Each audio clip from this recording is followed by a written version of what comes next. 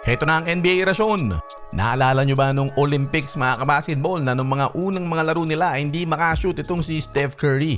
Parang ganun lang yung nangyari mga kabasketball nung isang araw, 2 points lamang siya. Pero nagbalik siya kanina laban sa Timberwolves. At itong si Dennis Schroeder, nakatikim na ng look away ni Steph Curry, sa kanya pa tumingin. Tila nagalit si Stephen Curry mga kabasketball dahil nung isang araw lamang ay tinambakan sila ng Memphis Grizzlies ng 51 puntos at 27 3-pointers. Marami nagsasabi na laos na raw si Steph Curry, kupas na daw, pero pinatunayan niya dito sa laban kontra Minnesota Timberwolves na malayo pa siya sa laos. Panalong Warriors 113-103.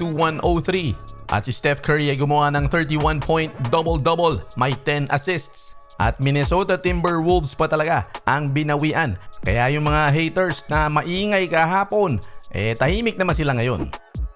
Masaya ang araw ngayon ng mga Warriors fans dahil nanalo ang Warriors sa ikalawang beses sa huling 16 na araw. Napakadalang laban nga yan sa Minnesota 113-103. At mga kabasketball, tila hindi nadadala itong Golden State Warriors, kamunti ka na naman. Naglaho na naman ang double-digit lead nila sa second half. Buti na lang, gumawa si Steph Curry ng 13 points sa final 3 minutes and 38 seconds para ma-secure ang victory.